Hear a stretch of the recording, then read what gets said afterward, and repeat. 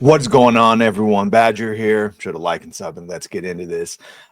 There's been something rotten in Star Wars for a long time, far before Disney ever took it over. Obviously, I'm not talking about George and his movies or anything like that, but when and this is one of the first time that we had some real substantive ignoring of expanded universes, when George, which he's apt to do, did his Clone Wars movie and then started doing the Clone Wars series. I thought it was childish. I don't like the animation. I still don't. And the biggest part was the introduction of Dave Filoni, who used to be just a writer producer in the background, and more and more and more he sidled his way right up to George until he was, if you believe him and the way he pushed it, the heir apparent to Star Wars. And then, of course, much like a James Gunn, where rather than being trusted as someone knowledgeable about all characters and all universe lore and being a true shepherd of those characters, he just does anything that he thinks is a good idea, that he likes. And if he likes it, well, then it's clearly the right choice, which is why we've seen Ahsoka become the essential star of Star Wars right now, instead of focusing on more established characters. And a lot of that comes from Dave and Dave's influence and like the Pablo Hidalgo story group and all of that. That is far before we ever got any Kathleen Kennedy and Disney and all that. But Dave he pulled a hat trick. And again, he convinced Disney, just like he convinced George, that he's the guy, cowboy hat and all. And most of his projects have sucked, and with very few things to point out. And all of that is called into light when we see shows like Andor, where the complete disparity of quality of writing and, I mean, look, Ahsoka got called boring, Andor got called boring, but those last 6 episodes, last 3 episodes, really good. And we're hearing that forever, since the beginning, Dave Filoni has not liked that. He is supposed to be the one in charge. It's a Kevin Feige production. It's a Dave Filoni production. He's the creative guru that is in charge, the creative officer that every story decision has to go through. And it seems like the only reason that Tony Gilroy and Andor ever got the traction it did and continued on to what it did was because of Kathleen Kennedy, not because of Dave. So this new report, that was a bunch of context just to understand Dave Filoni and that I'm in no way, shape, form a fan of his. Dave Filoni could be gatekeeping Star Wars, rejecting pitches that don't align with his vision of what Star Wars should be. So this is from the House of Art podcast. Joanna Robinson, who is a pop culture commentator and podcaster, hey, me too, with industry access. Oh, I know Chris, dropped a major claim. So here's her claim. According to her, multiple insiders say Andor, critically acclaimed series from Tony Gilroy, is disliked by many within Lucasfilm. The reason? It doesn't fit Dave Filoni's narrow definition of what Star Wars should be. So pitches that take the franchise in fresh directions are allegedly getting blocked before they even get off the ground. You can see her saying, I have heard from so many other people who have gone in to pitch Lucasfilm and have not made it past the Filoni wall. Tony Gilroy sort of snuck his way around via his relationship with Kathy Kennedy.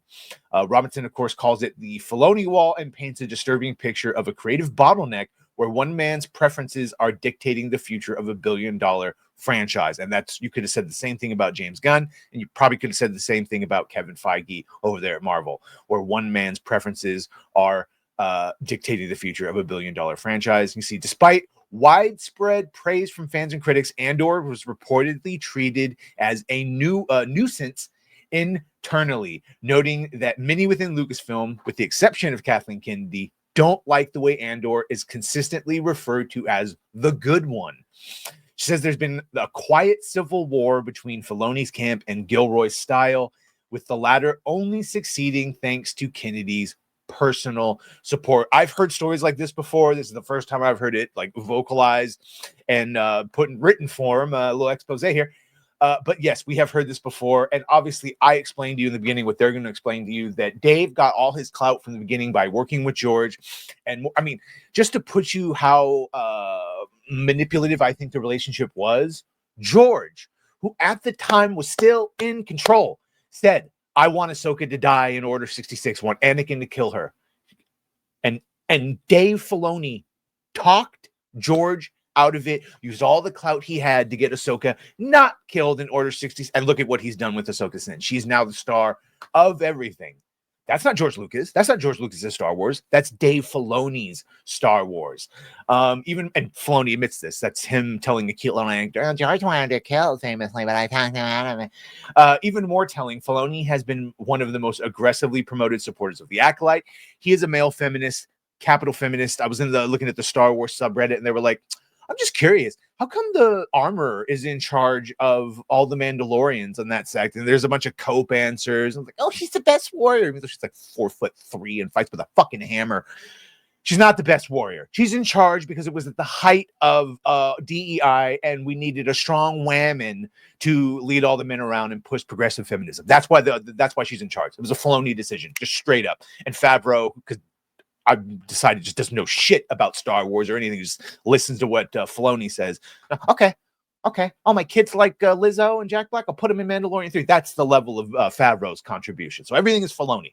Ross is going to love this video. And then I don't necessarily, because look, Night Sisters and witches and all that have existed in Star Wars, but pointing out that the woman that Filoni is married to, I know he likes dogs, but the woman he's married to had that witch in her bio and pentagrams on her coffee cups or whatever. So who cares? But possibly that a lot of the witch inclusion, and we saw an Acolyte, was pushed along by his wife just being a real big fan.